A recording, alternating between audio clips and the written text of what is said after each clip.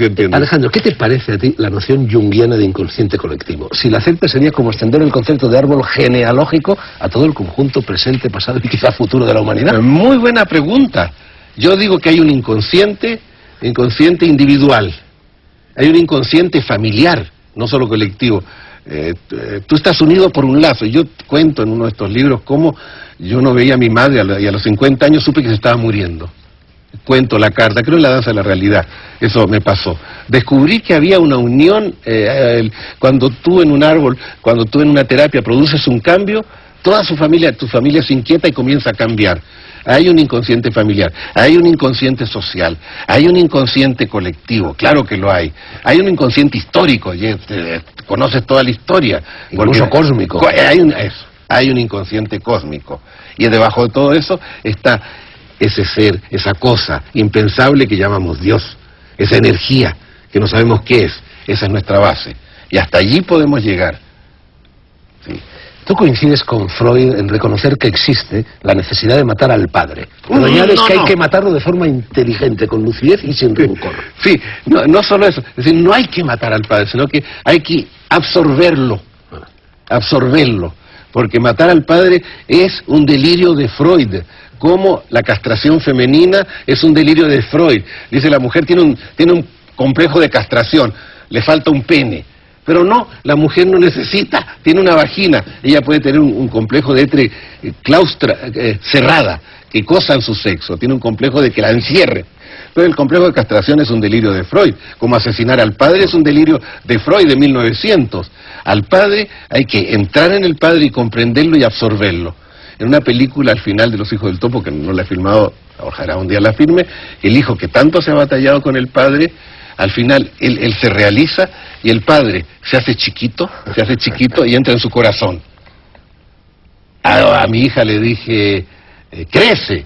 Y ella me dijo, disminuye. Eso es genial. Bueno, te has puesto muy nervioso cuando te he dicho que coincidías con Freud, has empezado incluso a patalear por debajo de la mesa. Bueno, que conste que yo he añadido, y está entrecomillado, está en el libro, de forma inteligente, con lucidez y sin rencor. Lo de matar al padre. No, yo adoro Freud, pero conozco sus límites. ¿Tú sabes cómo fue la muerte de Freud y la de Jung? Freud murió con gran dolor, un cáncer de la mandíbula, terrible. Y Jung, cuando murió, lo único que dijo es, ¡qué maravilla! ¡Qué maravilla! ¡Qué maravilla!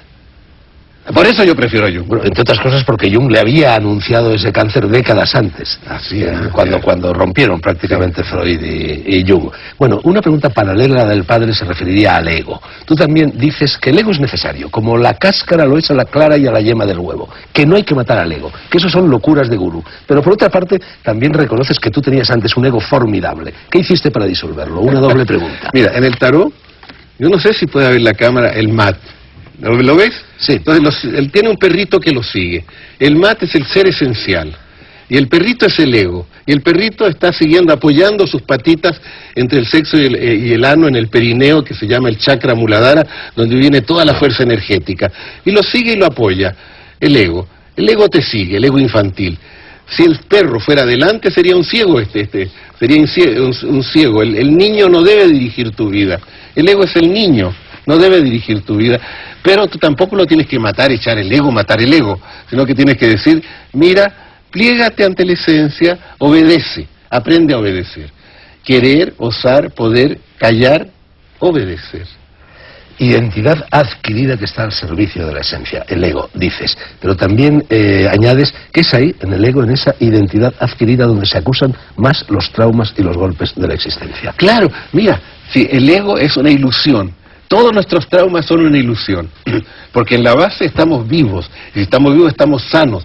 Las enfermedades son gritos de decir, mírenme, ámenme, y sobre todo, quítenme esta prohibición, me prohibieron algo, y ese algo que me prohíben soy yo, quiero ser yo. Esa es la cosa. Vamos a seguir un poquito con Freud. Otro punto de coincidencia. Yo he asistido, Alejandro, a algunos de tus talleres, he asistido también a algunas de las sesiones clínicas en la cervecería Le Temerec de París, cercana a tu domicilio, y me ha llamado la atención la cantidad de veces en que los problemas que te plantean los pacientes tienen, al menos en su origen, un componente sexual. No solo sexual, incestuoso. El ser humano es un animal incestuoso. A comenzar por Adán y Eva, los primeros, el mito es incestuoso, Adán y Eva. Son dos primeros. ¿Con quién se acuestan los hijos? Las hijas. Bueno, el mito para el que no crea y para el que crea la religión cristiana. María se acuesta con Dios Padre. Introduce al Dios Padre dentro de su vientre y lo hace su hijo. Y cuando crece lo hace su pareja. Tenemos un mito incestuoso ahí perfecto. Entonces, así es. Entonces, en el deseo incestuoso hacia el padre y la madre, porque el deseo es ambivalente, es bisexual, nos marca la vida, y luego este amor que tenemos hacia el padre, si somos mujer, este hijo que queremos hacer con el padre siempre, lo deslizamos poco a poco hacia un hombre que tenga o las características del padre, o si yo estoy enfermo o enferma, que tenga menos que el padre para no destronar ni al padre ni a la madre. Que tenga menos. Mi padre es un gran vendedor de petróleo, mi marido tiene una gasolinera, mi madre es una gran médica, mi mujer es una enfermera, cosas así, puede pasar. Pero siempre lo hacemos, adoro a mi mamá, tengo deseos sexuales por mi mamá. Pero mi mamá es española y no puedo con las españolas, entonces voy a ir a buscar una china, una negra, una japonesa. Perdóname, por favor.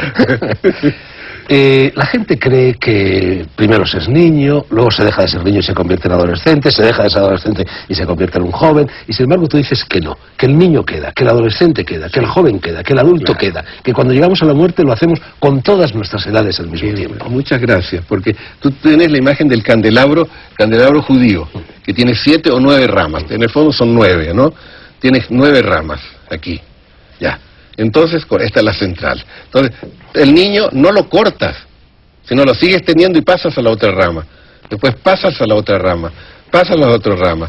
Y después tienes 9 seres profundos en ti, 9 estratos, 9 no seres, ¿cómo te diría yo? 9 niveles de conciencia, que va del niño al adolescente, al adulto, hasta que llegas a la última, en la muerte, que tienes que llegar a la conciencia universal, a la conciencia divina. Hay que morir en conciencia divina. La gota divina se disuelve en el océano divino, que es el más maravilloso orgasmo, porque Dios es un orgasmo continuo. Hace aproximadamente mes y medio, como por desgracia sabes, se produjo aquí en Madrid un brutal atentado. Sí. Tú dices en la página 253 del libro, respondiendo a una pregunta, dices lo siguiente: la multitud, la gente en general, solo cambia de nivel de conciencia cuando está en un serio problema, como por ejemplo ante una catástrofe ecológica o el terrorismo. La multitud tiene miedo a los arquetipos porque los arquetipos son contenidos de alta conciencia y eso produce miedo a la gente que no desea cambiar. Cada vez que nos enfrentamos a arquetipos nos estamos enfrentando a una disolución de la identidad. Cierto, para cambiar hay que querer cambiar. Querer. Después, saber que se puede cambiar. Y después, al atreverse a cambiar, aceptar los cambios que este conocimiento nos da, los cambios, porque uno cambia. ¿Entiendes? Cuando uno toma conciencia, cambia, es otro ser. Uno está identificado con sus límites, con sus enfermedades, con su ambiente familiar, social y cultural. Entonces hay un miedo pánico a cambiar. Cuando la gente se empieza a morir en las calles por la polución, se van a limpiar las ciudades, los ríos, se van a limpiar, porque la humanidad tiene que estar en peligro de muerte para poder cambiar. El ser común. Y el ser común es el más importante de todo. ¿Tú crees entonces que un suceso como ese atentado, por ejemplo, puede contribuir a aumentar el nivel de conciencia de los madrileños, de los españoles, de los europeos? Yo tuve un hijo que adoré, Teo, y se murió a los 24 años. Y por eso tengo derecho a decirte, todo es para bien. Todo es para bien. Una vez que ya pasó, uno no quisiera que pasara. Pero cuando pasó, la actitud es decir, todo es para bien. Va a ser terrible, pero esto me va a hacer progresar. El yo se destroza, hay un pánico, y después se rehace más fuerte todavía.